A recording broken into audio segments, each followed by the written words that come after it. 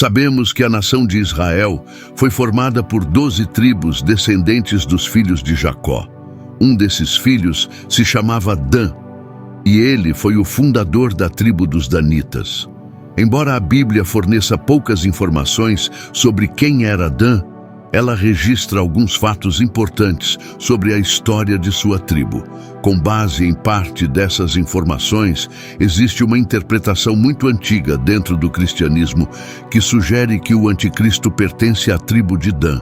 Esta ideia de que o anticristo poderia vir da tribo de Dan tem fascinado muitas pessoas e circula amplamente na internet. Quem era realmente Dan e qual é a verdadeira história de sua tribo segundo a Bíblia? Tudo isso você descobrirá neste vídeo. Começaremos entendendo quem era Dan de fato. Sabemos que Jacó, o pai de Dan, estava casado com duas mulheres, Leia e Raquel. Raquel era a esposa favorita de Jacó, mas foi estéril por muitos anos. Naquela época, a esterilidade era um problema muito grave, porque, entre outras coisas, implicava desprezo familiar pela mulher estéril, uma fonte de vergonha pessoal, impotência futura devido à falta de filhos e até um símbolo de desgraça e reprovação divina. A maternidade era frequentemente vista como prova da bênção de Deus sobre a vida de uma mulher naquele tempo no Antigo Oriente Próximo. Também era costume que, quando uma esposa legítima não podia engravidar, ela recorria à sua serva pessoal. Na prática, a esposa concedia sua serva ao marido para que ele gerasse um herdeiro através dela. Dessa forma, a esposa oficial passava a ser a mãe legal do filho concebido através de sua serva pessoal. Basicamente, isso é o que aconteceu, por exemplo, na trama que envolve Sara e Hagar, quando Abraão se tornou pai de Ismael através da serva egípcia de sua esposa, Sara. Raquel, apesar de ser a amada esposa de Jacó, enfrentou a profunda dor da infertilidade. Enquanto Leia, sua irmã e rival, havia dado vários filhos a Jacó, Raquel ficou sem filhos. Em um ato de desespero, Raquel ofereceu sua serva Bila a Jacó para que pudesse ter filhos através dela. Bila então concebeu e deu à luz um filho, a quem Raquel chamou de Dan. O significado deste nome tem a ver com a percepção de Raquel de que Deus havia julgado sua causa, ouvido sua voz e lhe dado um filho. A família de Jacó foi marcada por tensões. Jacó teve 12 filhos com 4 mulheres diferentes, Leia, Raquel e as servas Bila e Zilpa. Essa estrutura familiar polígama gerou constantes ciúmes e conflitos. Dan, sendo filho de uma serva, provavelmente enfrentava uma posição social ambígua dentro da família. Embora fosse reconhecido como um dos filhos legítimos de Jacó, sua mãe Bila não tinha o mesmo status que Leia e Raquel. Portanto, é seguro dizer que Dan cresceu em meio a intensas disputas familiares. A rivalidade entre Leia e Raquel não só afetou a relação entre as esposas de Jacó, mas também influenciou a dinâmica entre os filhos. Dan, junto com seus irmãos, participava das atividades diárias da família, como cuidar do rebanho e trabalhar na terra. Essas tarefas compartilhadas promoviam a cooperação e intensificavam ainda mais as rivalidades familiares. Prova disso foi o episódio em que José, filho de Raquel, foi traído e vendido por seus próprios irmãos. Embora Dan não seja mencionado especificamente como parte dessa trama, o ambiente de desconfiança e hostilidade certamente o afetou. A Bíblia também informa que Dan foi o pai de um filho chamado Eliezer. No livro do Gênesis, encontramos o registro das bênçãos proféticas de Jacó sobre seus filhos. Essas bênçãos falavam do futuro dos descendentes de cada filho de Jacó na composição da nação.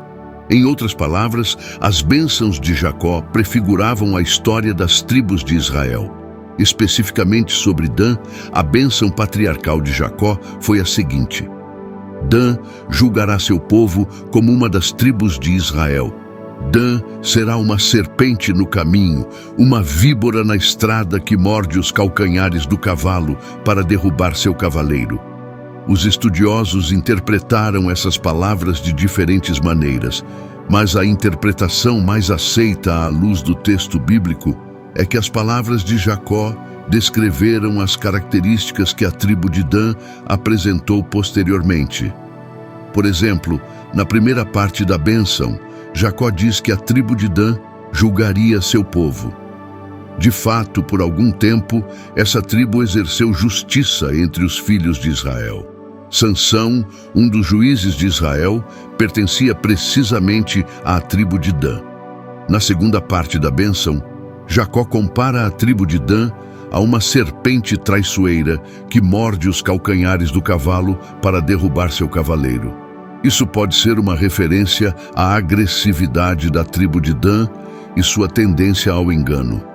Embora a tribo de Dan fosse pequena em comparação com outras tribos, era muito astuta e perigosa, a ponto de atacar mortalmente e sem piedade nações muito maiores. Isso está em harmonia com as palavras de Moisés em Deuteronômio, capítulo 33, versículo 22, ao se referir a Dan como um filhote de leão que saltaria de Bazã. Após a conquista de Canaã, sob a liderança de Josué, a terra foi dividida entre as 12 tribos de Israel. A tribo de Dan recebeu uma porção localizada no centro-oeste de Canaã, adjacente às tribos de Efraim e Judá. Esta área incluía cidades e vilas como Zora, Estaol e Aijalon. A localização era estratégica, mas também desafiadora, pois os danitas frequentemente enfrentavam conflitos com pessoas locais melhor preparadas do que eles. Por essa razão, inicialmente a tribo de Dan teve dificuldades para expulsar os habitantes locais e tomar plena posse de sua herança. Em Juízes, capítulo 1, versículo 34, somos informados de que os amorreus empurraram os danitas para as montanhas, não permitindo que descessem ao vale. Esta situação forçou os danitas a buscar alternativas para se estabelecer firmemente. Devido à incapacidade de dominar completamente a terra atribuída, um grupo da tribo de Dan explorou novas áreas para habitar. Em Juízes 18, lemos como enviaram espiões que encontraram a terra de Laís, um lugar tranquilo e vulnerável no extremo norte de Canaã. Os danitas atacaram Laís, mataram seus habitantes e renomearam a cidade como Dan, reconstruindo-a à sua maneira. Ainda assim, alguns remanescentes da tribo de Dan permaneceram em seu território original. Uma curiosidade é que, como a cidade de Dan estava no extremo norte, ocasionalmente a Bíblia usa a expressão de Dan a Berseba para indicar os limites norte e sul, respectivamente, da terra ocupada pelos israelitas. Na cidade de Dan também foi estabelecido um santuário com um sacerdócio que se corrompeu com a idolatria. Naquela época, o centro de culto estava em Siló, onde se localizava o tabernáculo antes do estabelecimento de Jerusalém como capital política e religiosa na época do rei Davi. No entanto, os danitas decidiram ter seu próprio centro de adoração em uma clara atitude de desobediência ao Senhor. O final do capítulo 18 do livro de Juízes descreve como os danitas levantaram como ídolo uma imagem esculpida que havia sido tomada de Mica e estabeleceram como sacerdote o neto de Moisés, Jonatas, mostrando assim uma profunda corrupção espiritual. Este desvio para a idolatria teve consequências duradouras. A cidade de Dan se tornou um símbolo de infidelidade a Deus, marcando a tribo como uma das primeiras a se afastar do verdadeiro culto. Posteriormente, na época da monarquia do reino dividido, o rei Jeroboão I estabeleceu naquele mesmo lugar o culto ao bezerro de ouro, reafirmando a posição idólatra e desobediente de Dan. Dessa forma, a idolatria praticada em Dan contribuiu para a divisão e fraqueza espiritual que eventualmente levariam a nação ao cativeiro e à dispersão das tribos de Israel. A localização estratégica da tribo de Dan, especialmente após sua migração para o norte, a tornou um ponto de frequente confronto com os povos indígenas, incluindo os filisteus e outros cananeus. Como já foi dito, Sansão, um dos juízes mais famosos de Israel, era da tribo de Dan, e sua vida foi marcada por violentos confrontos com os filisteus, refletindo assim a luta contínua dos danitas para manter sua identidade e território.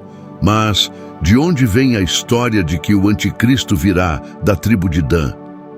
A ausência de Dan na lista de tribos seladas no livro do Apocalipse levou alguns teólogos a especular que essa omissão implica algo significativo.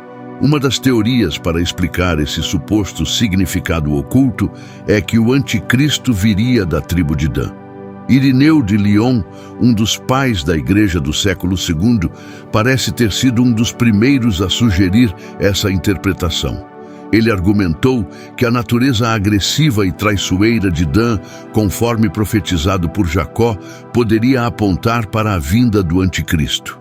Os partidários dessa teoria também usam como parte de seu argumento o comportamento idólatra que caracterizou os danitas ao longo da história bíblica e a profecia de Jeremias sobre o julgamento de Judá, que diz que de Dan se ouviriam os ruídos de seus cavalos velozes. Em Jeremias, capítulo 8, versículo 16, é mencionado: de Dan se ouve o resfolegar dos seus cavalos, ao som dos relinchos dos seus corcéis, treme toda a terra. No entanto, essa interpretação é muito mais alegórica do que o resultado de uma exegese correta dos textos bíblicos. Não há um único versículo na Bíblia que estabeleça explicitamente que o anticristo virá da tribo de Dan. Esta interpretação é baseada em inferências e conexões temáticas, não em declarações claras das Escrituras. Além disso, as palavras proféticas de Jacó se cumpriram na história passada da tribo de Dan, enquanto a profecia do profeta Jeremias se referia aos pecados e juízos de Judá, prenunciando a destruição que viria de todas as partes nos tempos antigos da Babilônia. Em outras palavras, não há nada nesta profecia que faça uma conexão com o surgimento do anticristo no fim dos tempos. Finalmente, a lista das tribos de Israel no livro do Apocalipse, que omite a tribo de Dan, muitas vezes é vista como simbólica, porque faz parte de um texto caracterizado pelo uso extensivo de simbolismo. Essa omissão de Dan pode refletir questões teológicas ou literárias específicas do texto do Apocalipse, e não necessariamente uma profecia sobre o anticristo. Por exemplo, Dan não foi a única tribo caracterizada pela idolatria. Efraim, a tribo dominante do Reino do Norte, também teve sua história marcada pelo mesmo pecado. E, curiosamente, a tribo de Efraim também não está listada no Apocalipse. Portanto, associar a ausência de Dan na lista de tribos no Apocalipse exclusivamente com o anticristo pode ser uma simplificação excessiva. O mais provável é que a ausência de Dan e Efraim seja precisamente uma repreensão contra a idolatria, já que no Apocalipse condena-se enfaticamente o comportamento idólatra. Vale lembrar que os danitas violaram a aliança ao preferirem outro território à terra que o Senhor lhes deu por herança. Tudo o que os danitas fizeram ao se retirarem da terra de sua herança não encontrou a aprovação divina. Por tudo isso, alguns intérpretes sugerem que a ausência de Dan no livro do Apocalipse pode simplesmente indicar a severidade do julgamento de Deus sobre a idolatria, bem como um lembrete da necessidade de fidelidade ao Senhor, servindo como um aviso para todos os crentes. Além disso, outro ponto que torna muito improvável qualquer conexão entre a tribo de Dan e a pessoa do anticristo é o fato de que as tribos do norte de Israel estavam tão dispersas nos tempos do exílio que não há como rastrear uma linhagem confiável até uma tribo específica. Então, quando você ouvir alguém dizer que o anticristo surgirá da tribo de Dan, saiba que isso não passa de pura especulação sem nenhum fundamento bíblico. Portanto, em vez de nos concentrarmos em teorias incertas, devemos focar no que realmente importa da história da tribo de Dan para evitar cometer os mesmos erros que os danitas. Devemos nos comprometer e nos manter fiéis ao nosso chamado como seguidores de Cristo. Nesse sentido, a história da tribo de Dan pode nos ensinar sobre a necessidade de uma vigilância constante contra a idolatria em nossas vidas. Nunca devemos cometer o erro de tentar estabelecer um culto paralelo ao verdadeiro culto a Deus, como fizeram os danitas. Devemos identificar e eliminar tudo o que ocupa o lugar de Deus em nosso coração, sejam bens materiais, status social ou outras prioridades que nos afastam da nossa devoção exclusiva ao Senhor. A trajetória da tribo de Dan, com suas dificuldades para estabelecer um território e seus desvios posteriores, também nos ensina sobre a importância de permanecer fiéis a Deus, mesmo em tempos de adversidade e tentação. Ao contrário dos danitas, que se afastaram de Deus quando buscavam segurança e sucesso por seus próprios meios, devemos confiar na provisão e direção divina, mesmo quando enfrentamos desafios aparentemente intransponíveis. Finalmente, a omissão de Dan da lista de tribos seladas no Apocalipse nos lembra a seriedade do julgamento de Deus contra a idolatria e a infidelidade.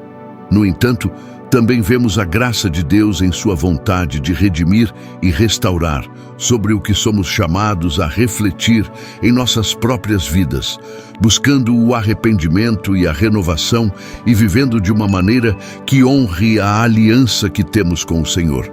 Agora escreva nos comentários se você já conhecia a história da tribo de Dan e o que pensa sobre a teoria de que o anticristo pertencerá a essa tribo.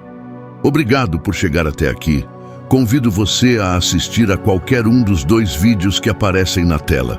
Que Deus te abençoe abundantemente.